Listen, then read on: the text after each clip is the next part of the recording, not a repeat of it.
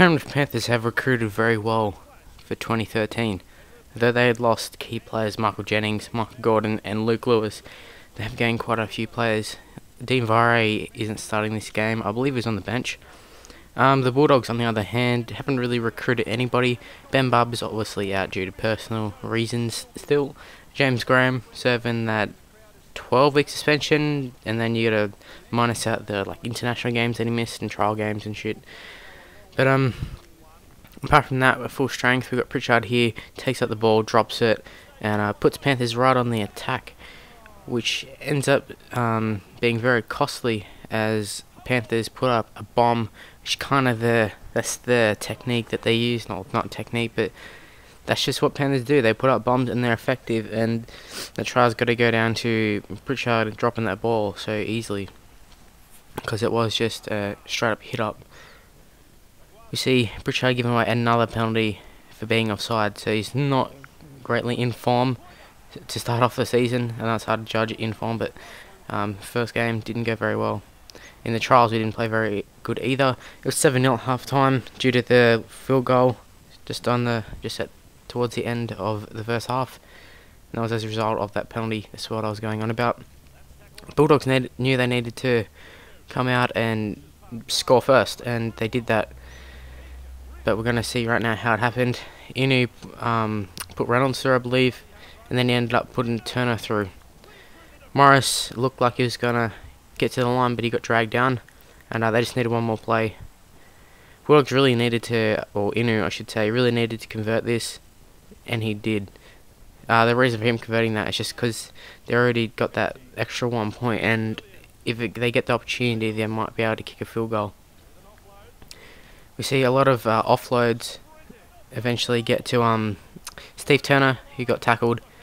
Bulldogs on the attack a few plays later. Morris with a wayward pass, and T. Khalifi, the former Bulldog, he actually left Panthers to go to the Bulldogs.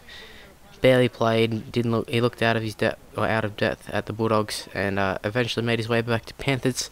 And he's made his return in this game because Josh Mansour played fullback.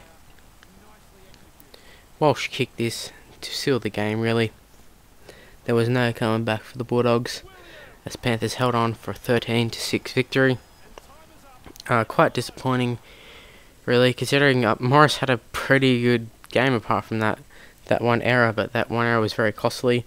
They had the 1 point lead, and it ended up being crucial, and also that obviously the interceptor was very crucial. That just destroyed the game for the Bulldogs. The next game, and the second game, last game in this episode, is the Bulldogs taking on the Dragons. Still no Barber.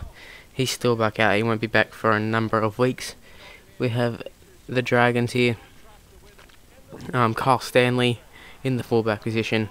It's a home game for the Bulldogs, the first home game. If you're wondering why we're versing Dragons and not like Eels, is because it still is the 2012 draw, because I just had to replace the sides. But the Bulldogs go on the attack to start off the game. We get the ball to Lafayette, very good ball by Cassiano, kind of acting as the halfback as the Bulldogs forwards do. But a wayward pass finds the hand of Greg Eastwood, who runs away with it under the post. An intercept try. Very well done, Greg Eastwood, being able to get there. We see a little grubber there. I think it was by Ben Cray. He sort of did a grubber for himself. And credit to Ben Cray, I think it was. He played very well. If you notice, Dean Young's there. He came back from retirement in marking. I'm just going to say that. He came out of retirement to help out the Dragons because they didn't recruit very well. We see Dragons going pretty much back to back.